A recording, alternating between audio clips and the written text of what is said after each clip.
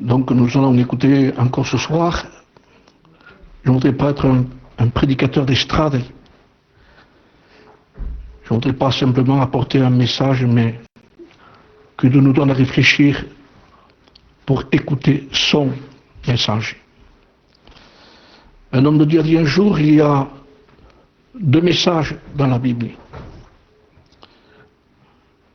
Dire aux païens que Dieu les aime.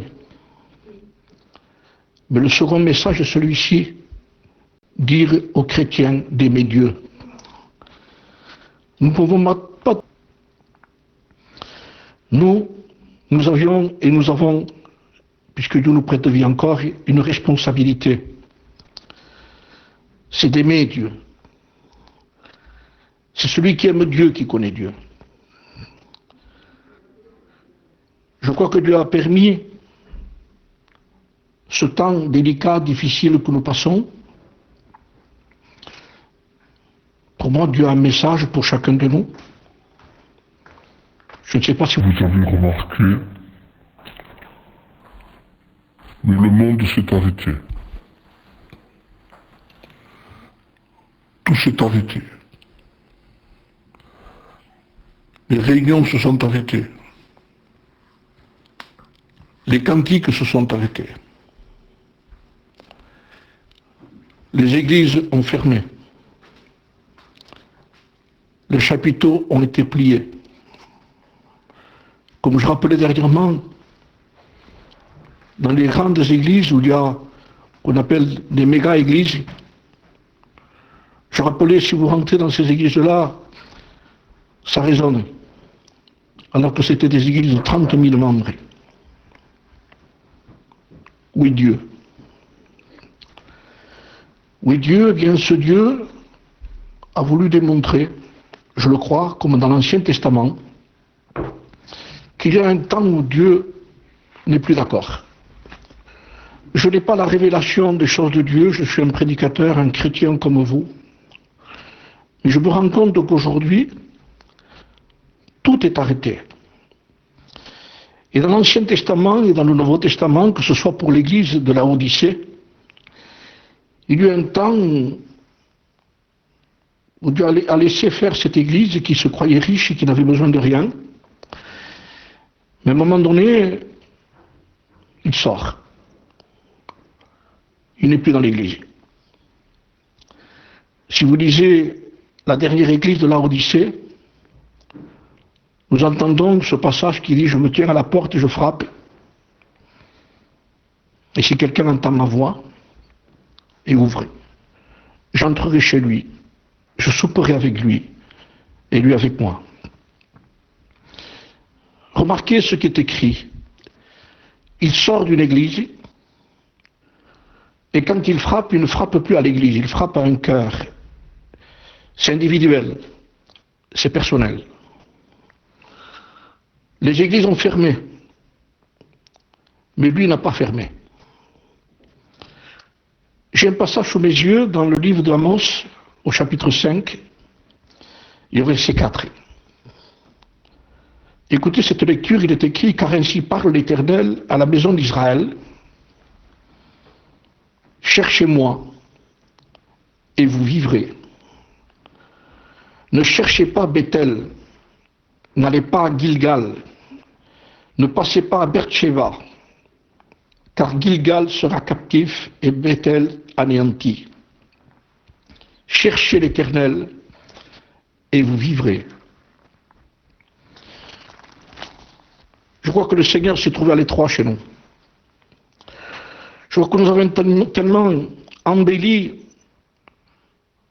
nos ministères, notre vie chrétienne. Nous l'avons tellement rendu facile. Nous avons mis tellement de choses qui au début paraissaient utiles. Mais après, on s'est aperçu que toutes ces choses sont devenues indispensables. Sono, piano, guitare et tout ce qu'il y a.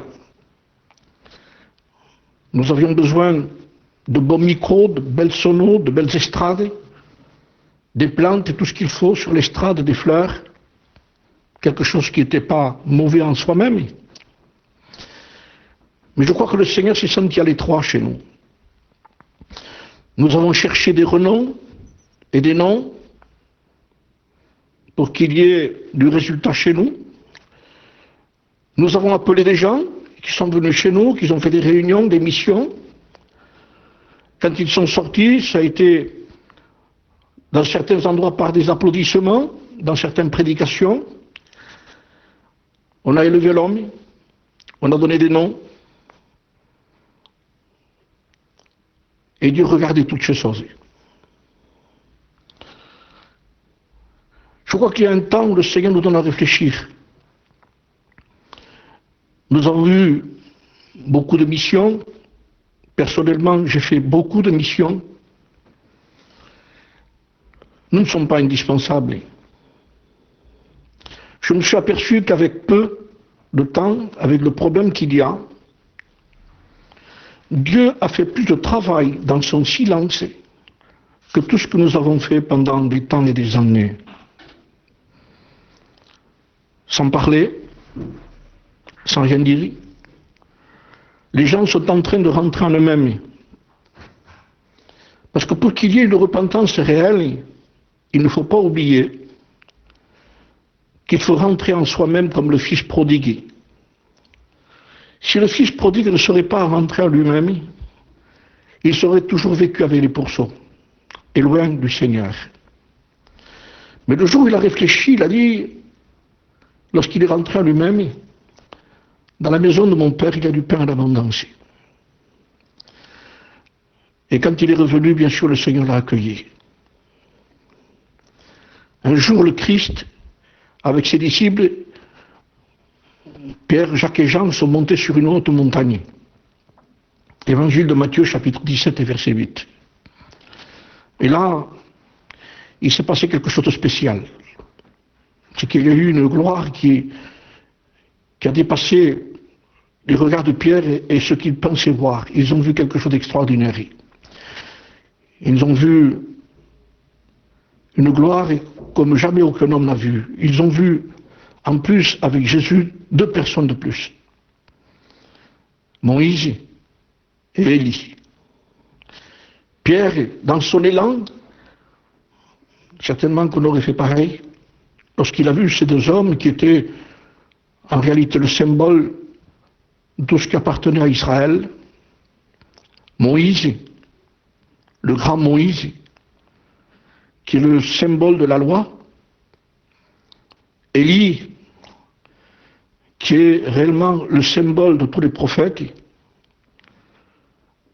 Et il y avait Jésus. Et Pierre dit, il est bon que nous soyons ici. Faisons 3 tentes. Une pour toi, une pour Moïse, une pour Élie. Et là, à partir de ce moment-là, une nuée est venue et les a couverts. Et quand la nuée a disparu, Élie n'était plus là. Moïse n'était plus là. Et le texte dit, il ne resta que Jésus seul. Si Dieu a permis que ces choses soient écrites, si Élie a disparu,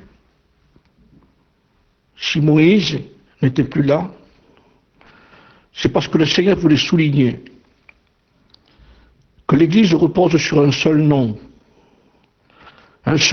qui nous a été donné sous le ciel parmi tous les hommes. Et ce nom est Jésus. Le salut, c'est Jésus. L'Église a dit Jésus, je la bâtirai moi. Un local, nous en avons construit, nous en avons loué, mais ce n'était qu'un local. Un local n'est pas l'église. C'est un endroit où on se réunissait.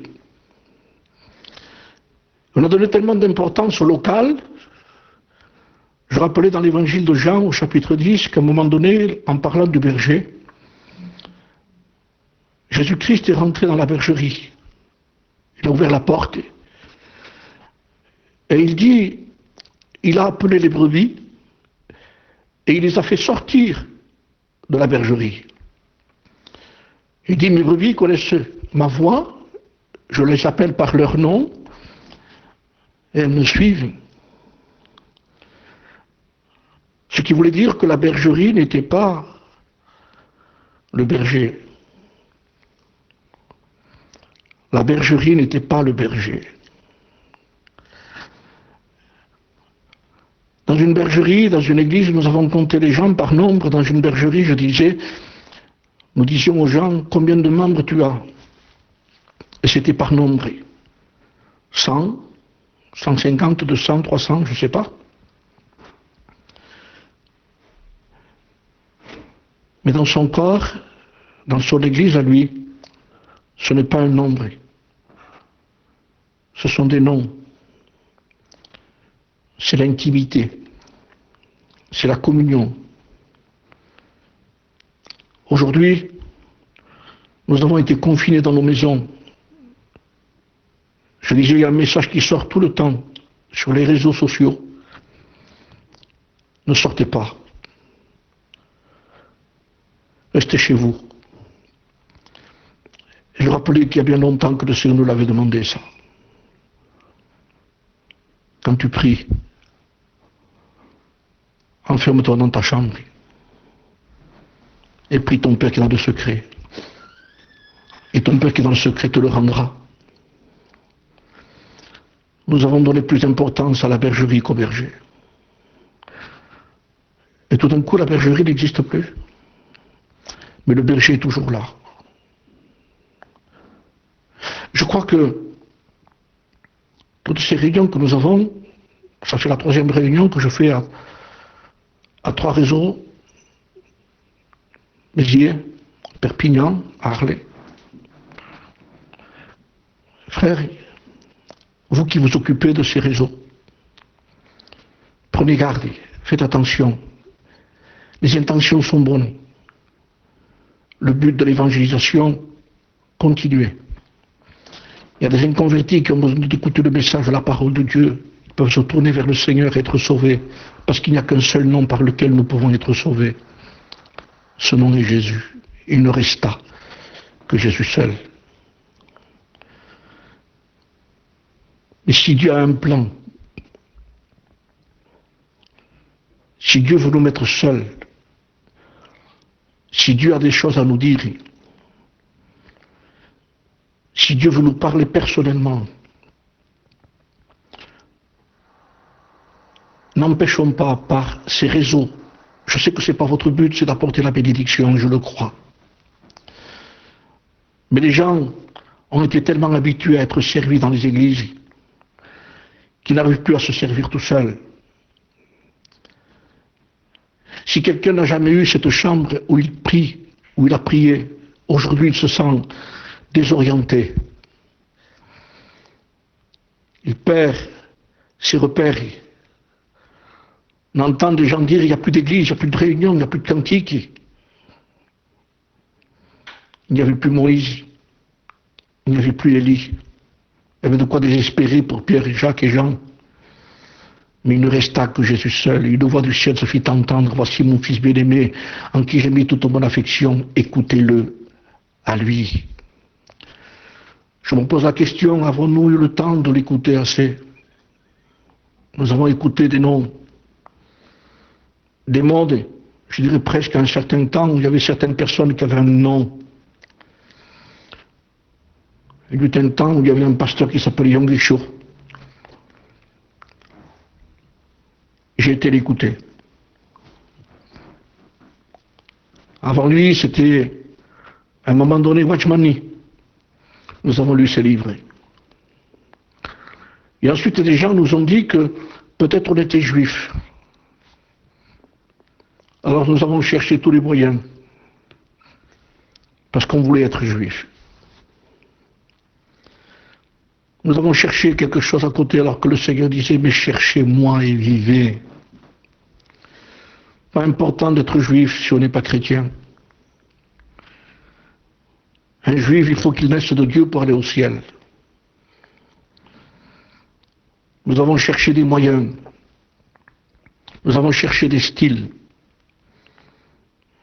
Je suis un catalan, j'ai écouté Bueno qui disait catalan, espagnol, c'est vrai, nous sommes tous pareils. Mais chacun a été un peu fier de ce qu'il était. Et lorsqu'on chantait espagnol ou catalan ou français, qu'importe, ou rome, on était presque fier de chanter sa propre langue.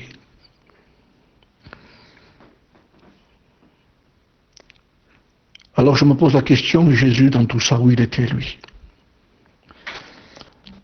À un moment donné, Paul disait aux Corinthiens, élargissez-vous, Corinthiens. Je sens que dans vos cœurs, je suis à l'étroit. Et il semblerait que le même message se répand par rapport au Christ lui-même. Vous m'avez mis à l'étroit, je suis à l'étroit. Vous avez amené des artistes chez vous. Vous avez voulu entendre les plus belles voix, les meilleurs cantiques, les meilleurs chorales.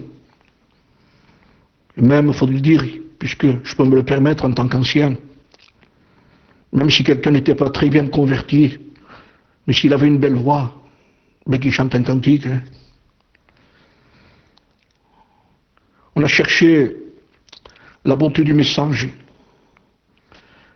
Et les gens faisaient venir des prédicateurs avec des messages, je ne vous dis pas. On avait presque honte de prêcher à côté après, parce que c'était tellement beau. Et je voudrais vous dire une chose, tellement compliqué, qu'à la fin de la réunion, les gens ne savaient même pas ce qu'ils avaient écouté. Christ a été étouffé. Dieu donne son ciel de gloire, regardez, il disait, mais qu'avez-vous fait de mon fils crucifié? L'image de son fils sur la croix ne partira jamais du ciel. Christ a dit un jour, lorsque le Fils de l'homme sera élevé entre ciel et terre, il attirera tous les hommes à lui. À la croix, Christ vous a attiré. Il était seul. Gethsémane. Il veut un peu d'aide. Les disciples dorment. Et lui agonise. À quelques mètres d'eux. Eux dorment. L'angoisse. Pendant qu'il était en agonie, disant la parole de Dieu à Gethsémane, il est seul. Et dans son agonie, il prie encore plus instamment, Jésus seul. Il ne partagera jamais sa gloire avec quelqu'un d'autre. Nous avons plus donné des noms que le nom de Jésus. Nos réunions de prière ont disparu. Nos réunions de prière n'étaient plus ce qu'elles étaient. Souvent dans des réunions où je me suis trouvé après un culte, il fallait chanter un cantique parce que les gens ne priaient plus. Et si la réunion de prière était un peu longue, les gens commençaient à bouger sur les chaises. Jésus n'avait plus sa place. Alors il est sorti de la Odyssée. C'est l'église, la Odyssée de la connaissance, d'Internet, des grands messages, des grands orateurs, des grands noms, qui n'avaient besoin de rien. Elle avait ses cantiques spéciales, où les cantiques anciens avaient disparu. On a amené quelque chose de nouveau. Et l'homme de Dieu disait que la vérité n'est jamais nouvelle. Et tout ce qui est nouveau n'est jamais la vérité. N'allez plus à Bethel. N'allez plus à Gilgal. Ne passez plus à Beersheba. Des endroits stratégiques où des hommes ont fait des expériences telles que Jacob, Isaac, Abraham. Mais tous ces endroits avaient été corrompus à cause d'Israël, qui désobéissait, qui ne marchait plus avec Dieu. Israël était devenu incrédule, tout en ayant le temple. L'incrédulité, c'est de ne plus obéir à Dieu. Jésus a dit, si quelqu'un m'aime, il garde ma parole. Nous avons oublié que pour aimer Dieu, la preuve que nous aimions Dieu, c'était de garder la parole de Dieu. Jésus est en train d'appeler ses brebis hors de la bergerie. La bergerie n'est pas le berger. Il est temps de chercher Dieu de tout notre cœur. Dans son corps à lui, le péché n'existe pas. Dans son église que lui bâtit, le péché n'existe pas. Mais dans nos locaux, dans nos églises, il y a eu le péché. Il existait chez nous. Je le dis, mon âge me permet de le dire. Il y a eu dans nos églises, dans nos locaux, et vous le savez que ce que je vous dis est vrai, du mensonge, de la haine. Il y a eu dans nos églises des gens qui ne se parlaient même pas et prenaient la Sainte Seine ensemble. On n'a pas prêché la repentance. Nous avons prêché des bonnes réunions, des bons moments, des réunions agréables. Il est temps de chercher Dieu. Il est temps de chercher Dieu. Il est temps de s'approcher de Dieu. Il est temps de se confronter seul avec lui. Jacob, quand il fut seul, l'ange a combattu avec lui. Jacob n'a jamais appelé Dieu son Dieu. Il disait le Dieu de mes pères, le Dieu de mon père Abraham, le Dieu de mon père Isaac, jusqu'à ce qu'il fasse l'expérience personnelle seul avec l'ange. Il a combattu. Et l'ange l'a vaincu. Et lorsqu'il l'a vaincu, il lui a dit, tu as combattu avec Dieu et tu as été vainqueur. Lorsque Dieu nous gagne, nous avons gagné. Nos chrétiens ont vécu avec des séminaires. Ce n'était pas un tort d'avoir des séminaires. Mais ils ont vécu que de ces choses-là. Je ne sais pas combien de temps ils ont passé seuls avec Dieu. Aujourd'hui, ils se trouvent dépourvus. Je vous en supplie. Le temps que nous vivons aujourd'hui, c'est un temps, ce virus, pardonnez-moi de vous dire ce que je vous dis ici. Bien sûr qu'on peut en guérir. Mais nous savons que nous avons des gens qui en meurent et qui en sont morts. Je dirais que ce virus a presque quelque chose de particulier. C'est qu'il nous laisse un temps en vie. Un temps même où les docteurs disent on ne peut pas vous garder, restez chez vous. Comme s'il dirait encore, vous avez le temps en restant chez vous de chercher Dieu. N'allez pas à Bethel. Bethel n'existe plus. Nos grandes conventions n'existent plus, se sont arrêtées. Que Dieu fasse qu'un jour nous recommence, mais dans d'autres dispositions. Nous réunions dans d'autres dispositions. Notre communion fraternelle dans d'autres dispositions. Je suis convaincu que si le Seigneur ne revient pas de suite, ce ne sera plus pareil. Mais je ne sais pas. Je vous parle moi ici, peut-être, dans quelque temps vous entendez dire que peut-être moi je ne serai plus là. Certains qui m'écoutent, certainement peut-être aussi ont peur. On n'est pas des gens qui souhaitent ces choses-là. Nous souhaitons une bonne santé, un bon relèvement, mais surtout, je vous souhaite de tout mon cœur une bonne communion avec Dieu. Il a fallu que Jésus sorte de la Odyssée, mais ensuite Jésus-Christ, quand il a voulu rentrer, ce n'était plus dans une église, c'était dans un cœur. Ça veut dire que l'appel est personnel. Si quelqu'un entend ma voix, voyez, le Seigneur ne parle plus en local. Il parle à des brebis. Jésus est mort pour des brebis. Jean-Baptiste l'a présenté comme étant l'agneau de Dieu qui ôte le péché du monde. Christ crucifié entre ciel et terre. Comment ne voulez-vous pas que Dieu soit en colère et après, contre son peuple, castilisé, au lieu d'adorer le Christ, au lieu d'adorer le Père? Je vous demande, moi et vous ensemble, au nom du Seigneur Jésus-Christ, de revenir de tout notre cœur au pied du Seigneur. Il ne faut pas que ces réunions soient un substitut de votre propre communion. N'attendez pas à l'heure du canal. Ayez ça en plus de votre propre vie. Si vous n'avez que ça, vous manquez le but. Il y a eu dans nos églises du mensonge. Il y a eu des gens qui volaient. Il y a eu de l'adultère dans nos églises. Il y a eu de la convoitise dans nos églises. Mais dans son corps que lui s'est bâti, son église que lui s'est bâtie, son église est sainte, pure, sans tache, ni ride, irrépréhensible. Si jamais il y a quelqu'un qui a un mauvais moment dans son corps, il se repent de suite parce qu'il sait qu'il ne peut pas rester avec un désaccord avec son Dieu. Je vous en supplie au nom du Seigneur.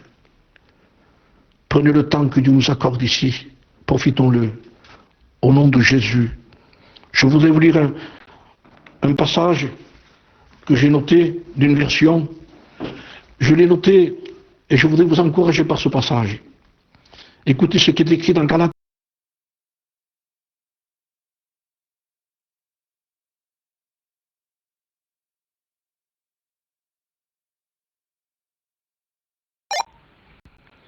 Je vous lis Galates 4, 6 paroles de vie. Oui, vous êtes vraiment ses enfants. La preuve, c'est que Dieu a envoyé dans vos cœurs l'esprit de son Fils, l'esprit qui nous fait dire Abba, donc tu n'es plus un esclave, mais un enfant de Dieu. Et comme tu es son enfant, Dieu te donnera l'héritage qu'il a gardé pour ses enfants. Que Dieu vous bénisse et que cette parole travaille nos cœurs et profitez du temps que Dieu vous donne. Et comme je disais, ne soyez pas confinés pour regarder la télévision seulement, ni pour écouter, attendre le canal pour avoir un peu de communion. Cherchez Dieu et vivez. Que Dieu vous bénisse.